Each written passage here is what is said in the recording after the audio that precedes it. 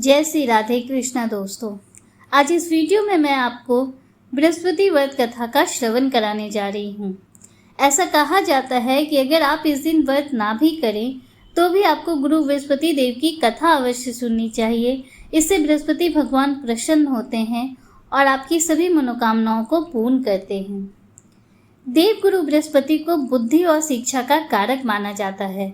गुरुवार को बृहस्पति देव की पूजा करने से धन, विद्या, मान सम्मान, प्रतिष्ठा और कई अन्य मनोवांछित फलों की प्राप्ति होती है।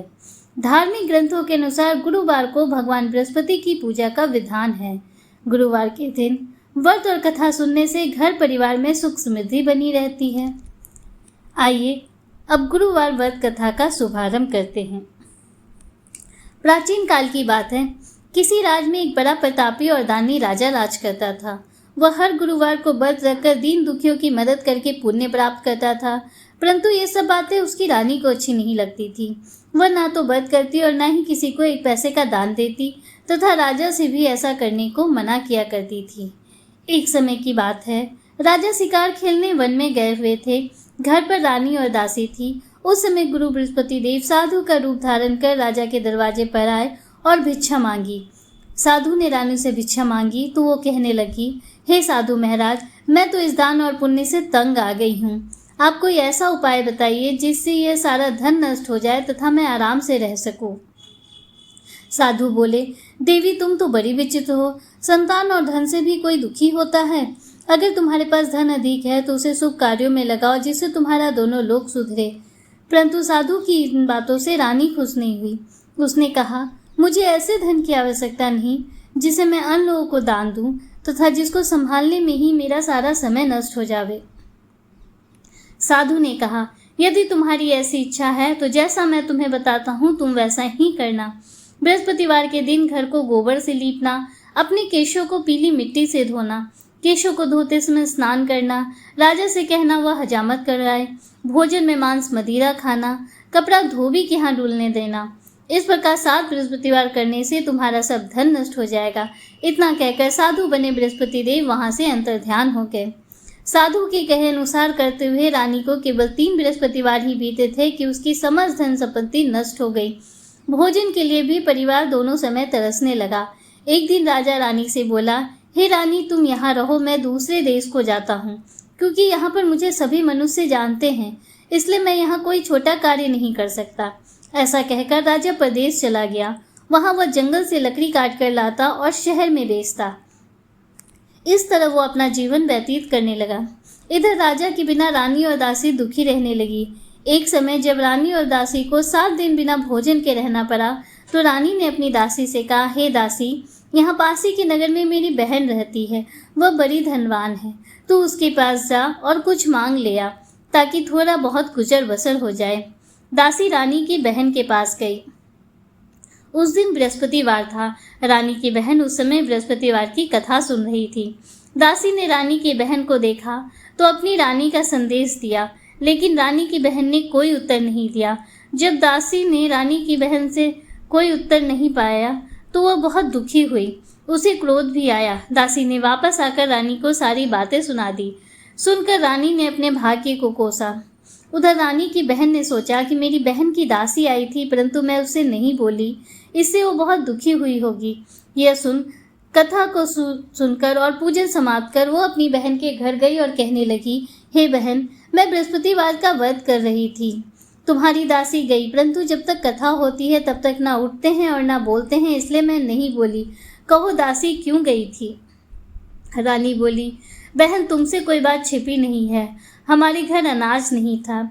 ऐसा कहते कहते रानी की आंखें भर आई। उसने दासियों समेत भूखा रहने की बात भी अपनी बहन को बता दी। रानी की बहन बोली, बहन देखो, बृहस्पति देव सबकी मनोकामना पूर्ण करते हैं। देखो, शायद तुम्हारे घर में अनाज रखा हो। यह सुनकर दासी घर के अंदर गई तो वहां उसे एक घड़ा अनाज का पड़ा मिल गया। उसे बड़ी हैरानी हुई क्योंकि उसने एक एक बर्तन देख लिया था। उसने बाहर आकर रानी को बताया। दासी रानी से कहने लगी, हे रानी, जब हमको अन्न नहीं मिलता तो हम रोज ही व्रत करते हैं, इसलिए क्यों ना इनसे व्रत की कथा और विधि पूछ ली जाए तो हम भी ये व्रत किया करेंगे। दासी के कहने पर रानी ने अपनी बहन से बृहस्पतिवार व्रत के बारे में पूछा। उसकी बहन ने बताया, बृहस्पतिवार के व्रत में चने की दाल और मुनक्का से विष्णु भगवान का केले की जड़ में पूजन करें तथा दीपक जलावे, पीला भोजन करें तथा कथा सुने। इससे गुरु भगवान बृहस्पति प्रसन्न होते हैं, मनोकामना पूर्ण करते हैं। व्रत और पूजन की विधि बताकर रानी की बहन अपने घर लौट गई। रानी और दासी दोनों ने निश्चय किया कि बृहस्पति देव भगवान का पूजन जरूर करेंगे। 7 रोज बाद जब बृहस्पतिवार आया तो उन्होंने व्रत रखा। घुड़साल में जाकर चना और गुड़ बीन लाई तथा उसकी दाल से केले की जड़ तथा विष्णु भगवान का पूजन किया। अब भोजन पीला कहाँ से आवे? दोनों बड़ी दुखी हुई, परंतु उन्होंने व्रत किया था, इसलिए बृहस्पति भगवान प्रसन्न थे। एक साधारण व्यक्ति के रूप में 2 थालों में सुंदर पीला भोजन लेकर आए और दासी को देकर बोले, हे दासी, यह भोजन तुम्हारे और तुम्हारी रानी के लिए है, इसे तुम दोनों ग्रहण करना। दासी भोजन पाकर बड़ी प्रसन्न हुई। उसने रानी से कहा, चलो रानी जी भोजन कर लो, एक महात्मा भोजन दे गया है। रानी को इसके बारे में कुछ पता न था। उसने कहा, वह भोजन तेरे लिए दे गया है, तू ही भोजन कर। दासी ने कहा, वह महात्मा हम दोनों को भोजन देकर गया है, हम दोनों साथ में भोजन करेंगी। रानी भोजन पाकर बहुत प्रसन्न हुई। उसने रानी को सारी बातें बताईं। इसके बाद वे प्रत्येक बृहस्पतिवार को गुरु भगवान का व्रत और पूजन करने लगी। बृहस्पति भगवान की कृपा से उनके पास धन हो गया, परंतु रानी फिर पहले की तरह आलस्य करने लगी। तब दासी बोली, देखो रानी, तुम पहले भी इस प्रकार आलस्य करती थी, तुम्हें धन के रखने में कष्ट होता था, इस कारण सभी धन नष्ट हो गया। अब गुरु भगवान की कृपा से धन मिला है तो फिर तुम्हें आलस्य होता है। बड़ी मुसीबतों के बाद हमने यह धन पाया है, इसलिए हमें दान पुण्य करना चाहिए। अब तुम भूखे मनुष्यों को भोजन कराओ, प्याऊ लगवाओ, ब्राह्मणों को दान दो, कुआं, तालाब, बावरी आदि का निर्माण कराओ, मंदिर पाठशाला बनवाकर ज्ञान दो, कुंवारी कन्याओं का विवाह कराओ, अर्थात धन को शुभ कार्यों में खर्च करो, जिससे तुम्हारे कुल का यश बढ़े तथा स्वर्ग की प्राप्ति हो और प्रीतम प्रसन्न हो। दासी की बात मानकर रानी शुभ कर्म करने लगी, उसका यश फैलने लगा। एक दिन रानी और दासी आपस में विचार करने लगी कि न जाने राजा किस दशा में होंगे, उनकी कोई खोज खबर भी नहीं है। उन्होंने श्रद्धापूर्वक गुरु बृहस्पति देव भगवान से प्रार्थना की कि राजा जहाँ कहीं भी हों शीघ्र वापस आ जाएं। उधर राजा प्रदेश में बहुत दुखी रहने लगा। वह प्रतिदिन जंगल में से लकड़ी बीन कर लाता और उसे शहर में बेचकर अपने दुखी जीवन को बड़ी कठिनता से व्यतीत करता। एक दिन दुखी हो अपनी पुरानी बातों को याद करके वो रोने लगा। उसी समय राजा के पास गुरु बृहस्पति देव साधु के वेश में आकर बोले, हे लकड़हारे, तुम इस सुनसान जंगल में किस चिंता में बैठे हो, मुझे बतलाओ। यह सुन राजा के नेत्रों में जल भर आया। साधु की वंदना कर राजा ने अपनी संपूर्ण कहानी सुना दी। महात्मा दयालु होते हैं। वे राजा से बोले, हे राजा, तुम्हारी पत्नी ने बृहस्पति देव के प्रति अपराध किया था, जिसके कारण तुम्हारी यह दशा हुई। अब तुम किसी प्रकार की चिंता मत करो, भगवान तुम्हें पहले से अधिक धन देंगे। देखो, तुम्हारी पत्नी ने बृहस्पतिवार का व्रत आरंभ कर दिया है। अब तुम भी बृहस्पतिवार का व्रत करके चने की दाल व गुड़ जल की लोटी में डालकर केले का पूजन करो। फिर कथा कहो या सुनो, भगवान तुम्हारी सब कामनाओं को पूर्ण करेंगे। साधु की बात सुनकर राजा बोला, हे प्रभु, मुझे लकड़ी बेचकर इतना पैसा नहीं बचता जिसे भोजन करने के उपरांत कुछ बचा सकूं। मैंने रात्रि में अपनी रानी को व्याकुल देखा है। मेरे पास कोई साधन नहीं जिससे उसका समाचार जान सकूं। फिर मैं बृहस्पति देव की क्या कहानी कहूँ, यह भी मुझको मालूम नहीं है। साधु ने कहा, हे राजा, मन में बृहस्पति भगवान के पूजन व्रत का निश्चय करें, वे स्वयं तुम्हारे लिए कोई राह बना देंगे। बृहस्पतिवार के दिन तुम रोजाना की तरह लकड़ियाँ लेकर शहर में जाना।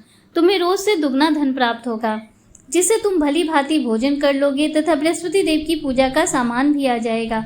जो तुमने बृहस्पतिवार की कहानी के बारे में पूछा है वह इस प्रकार है। बृहस्पति देव की कहानी। प्राचीन काल में एक बहुत ही निर्धन ब्राह्मण था। उसके कोई संतान नहीं थी। वह नित्य पूजा पाठ करता, उसकी स्त्री न स्नान करती और न किसी देवता का पूजन करती। इस कारण ब्राह्मण देवता बहुत दुखी रहते थे। भगवान की कृपा से ब्राह्मण के यहाँ एक कन्या रूपी रत्न पैदा हुई। कन्या अपने पिता के घर में बड़ी होने लगी। प्रातः स्नान करके वह भगवान विष्णु का जप करती, बृहस्पतिवार का व्रत भी करने लगी। पूजा पाठ समाप्त कर पाठशाला जाती तो अपनी मुट्ठी में जौ भर कर ले जाती और पाठशाला के मार्ग में डालती जाती। लौटते समय वही जौ स्वर्ण के हो जाते तो उनको बीनकर घर ले आती। एक दिन वह बालिका सूप में उन सोने के जौ को फटक कर साफ कर रही थी। तभी उसकी माँ ने देख लिया और कहा, हे बेटी, सोने के जौ को फटकने के लिए सोने का सूप भी तो होना चाहिए। दूसरे दिन गुरुवार था। कन्या ने व्रत रखा और बृहस्पति देव से सोने का सूप देने की प्रार्थना की। बृहस्पति देव ने उसकी प्रार्थना स्वीकार कर ली। रोजाना की तरह वह कन्या जौ फैलाती हुई पाठशाला चली गई। पाठशाला से लौटकर जब वह जौ बीन रही थी तो बृहस्पति देव की कृपा से उसे सोने का सूप मिला। उसे वह घर ले आई और उससे जौ साफ करने लगी, परंतु उसकी माँ का वही ढंग रहा। एक दिन की बात है, कन्या सोने के सूप में जब जौ साफ कर रही थी, उस समय उस नगर का राजकुमार वहां से होकर निकला।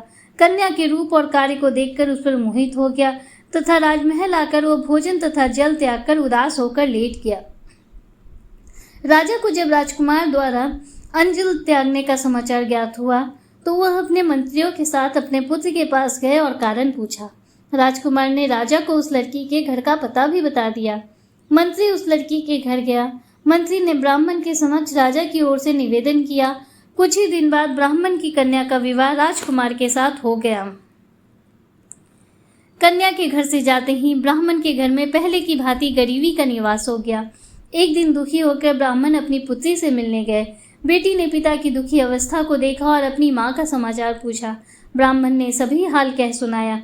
कन्या ने बहुत सा धन देकर अपने पिता को विदा कर दिया, लेकिन कुछ दिन बाद फिर वही हाल हो गया। ब्राह्मण फिर अपनी कन्या के यहाँ गया और सभी हाल कहा तो पुत्री बोली, हे पिताजी, आप माता जी को यहाँ लिवा लाओ, मैं उन्हें वह विधि बता दूंगी जिससे गरीबी दूर हो जाए।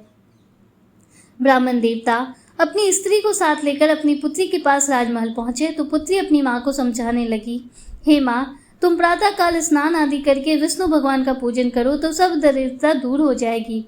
परंतु उसकी माँ ने उसकी एक भी बात नहीं मानी और प्रातःकाल उठकर अपनी पुत्री के बच्चों का जूठन खा लिया। एक दिन उसकी पुत्री को बहुत गुस्सा आया। उसने अपनी माँ को एक कोठरी में बंद कर दिया। प्रातःकाल उसे स्नान आदि करा के पूजा पाठ करवाया तो उसकी माँ की बुद्धि ठीक हो गई। इसके बाद वह नियम से पूजा पाठ करने और प्रत्येक बृहस्पतिवार को व्रत रखने लगी। इस व्रत के प्रभाव से मृत्यु के बाद वह स्वर्ग को गई। वह ब्राह्मण भी सुखपूर्वक इस लोक का सुख भोग कर स्वर्ग को प्राप्त हुआ। इस तरह कहानी कहकर साधु देवता वहां से अंतर्ध्यान हो गए। धीरे धीरे समय व्यतीत होने पर फिर बृहस्पतिवार का दिन आया।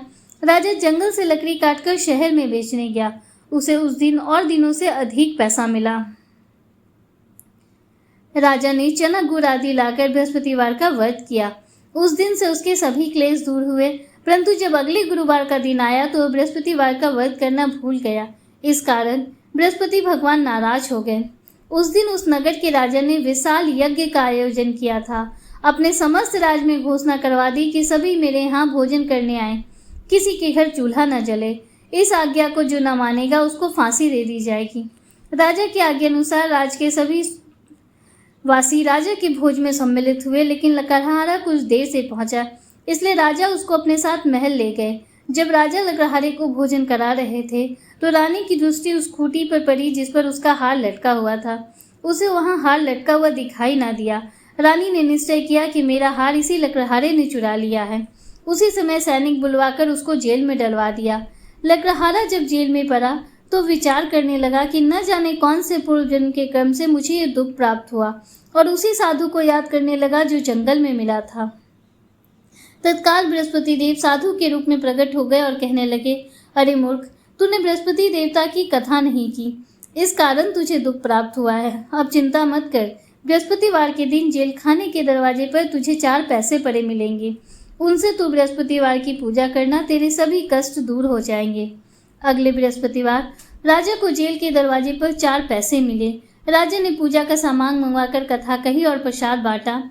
उसी रात्रि में बृहस्पति देव ने उस नगर के राजा को स्वप्न में कहा, हे राजा, तूने जिसे जेल में बंद किया है वो निर्दोष है, वह राजा है, उसे छोड़ दे। राजा प्रातःकाल उठा और खूंटी पर हार टंगा देकर लकड़हारे को बुलाकर क्षमा मांगी तथा राजा के योग सुंदर वस्त्र आभूषण भेंट देकर उसे विदा किया।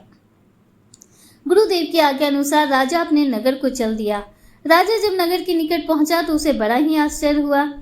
नगर में पहले से अधिक बाग, तालाब और कुएं तथा बहुत से धर्मशालाएं, मंदिर आदि बने हुए थे। राजा ने पूछा कि ये किसका बाग और धर्मशाला है। तब नगर के सब लोग कहने लगे कि ये सब रानी और दासी के हैं। राजा को आश्चर्य हुआ और गुस्सा भी आया कि उसकी अनुपस्थिति में रानी के पास धन कहाँ से आया होगा। जब रानी ने ये खबर सुनी कि राजा आ रहे हैं तो उसने अपनी दासी से कहा, हे दासी, देख, राजा हमको कितनी बुरी हालत में छोड़ गए थे। वह हमारी ऐसी हालत देखकर लौट न जाएं, इसलिए तू दरवाजे पर खड़ी हो जा। रानी के आज्ञा अनुसार दासी दरवाजे पर खड़ी हो गई और जब राजा आए तो उन्हें अपने साथ महल में लेवा लाई। तब राजा ने क्रोध करके अपनी तलवार निकाली और पूछने लगा, बताओ यह धन तुम्हें कैसे प्राप्त हुआ है। तब रानी ने सारी कथा कह सुनाई। राजा ने निश्चय किया कि मैं रोजाना दिन में 3 बार कथा कहा करूंगा तथा रोज व्रत किया करूंगा। अब हर समय राजा के दुपट्टे में चने की दाल बंधी रहती तथा वह दिन में 3 बार कहानी कहता। एक रोज राजा ने विचार किया कि चलो अपनी बहन के यहाँ हो आऊं। इस तरह का निश्चय कर राजा घोड़े पर सवार हो अपनी बहन के यहाँ चल दिया। मार्ग में उसने देखा कि कुछ आदमी एक मुर्दे को लिए जा रहे हैं। उन्हें देखकर राजा उन्हें रोका और कहने लगा, अरे भाइयों, मेरे बृहस्पति की कथा सुन लो। वे बोले, लो, हमारा तो आदमी मर गया है, इसको अपनी कथा की पड़ी है। परंतु कुछ आदमी बोले, अच्छा कहो, हम तुम्हारी कथा भी सुनेंगे। राजा ने दाल निकाली और कथा कहानी शुरू कर दी।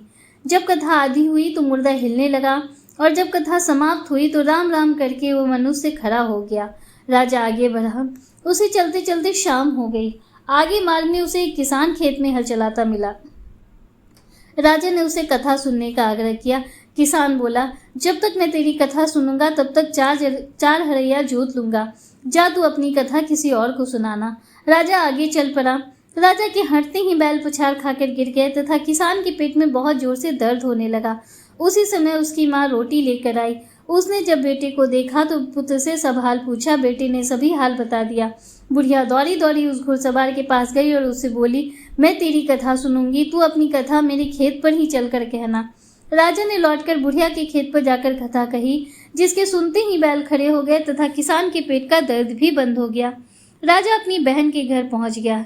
बहन ने भाई की खूब मेहमानी की। दूसरे रोज राजा प्रातःकाल जगा तो ये देखने लगा कि नगर के सब लोग भोजन कर रहे हैं। राजा ने अपनी बहन से कहा, क्या कोई ऐसा मनुष्य है जिसने भोजन न किया हो, जो मेरी बृहस्पतिवार की कथा सुन ले।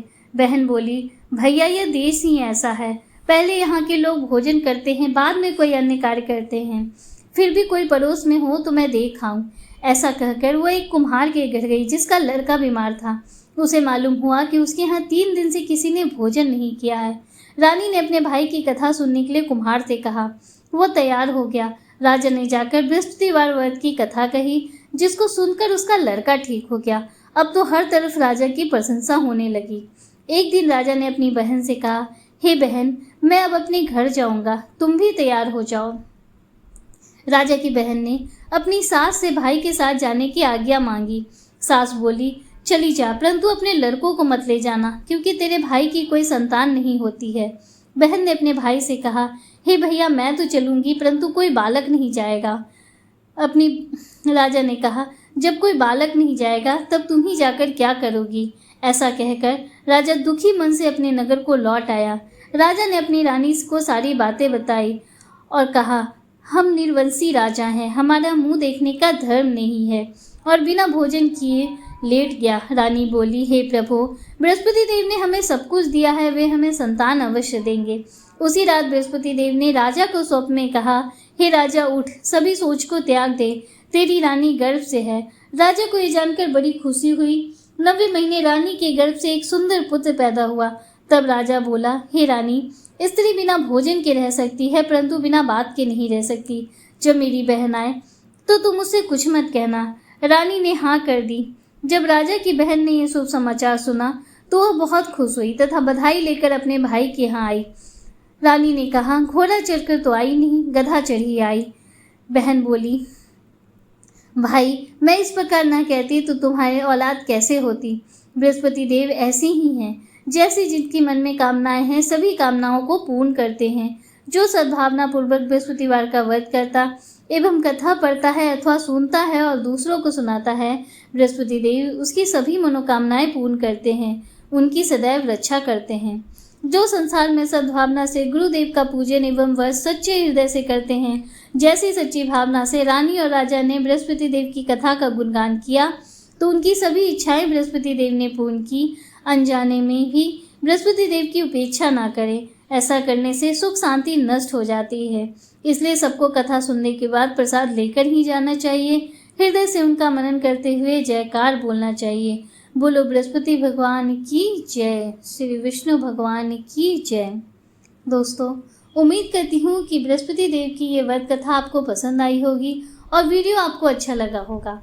अगर वीडियो आपको अच्छा लगा हो तो वीडियो को लाइक कीजिए, दूसरों के साथ शेयर कीजिए, कमेंट में हर हर महादेव, जय श्री राधे कृष्णा जरूर लिखिए। अगर आप हमारे चैनल पर पहली बार आए हैं तो चैनल को सब्सक्राइब कीजिए, बेल आइकन जरूर प्रेस कीजिए, जिससे आगे भी आपको ऐसी ही रोचक जानकारियाँ मिलती रहें। मिलते हैं आपसे अगले वीडियो में, तब तक के लिए हर हर महादेव, जय श्री राधे कृष्णा, राधे राधे।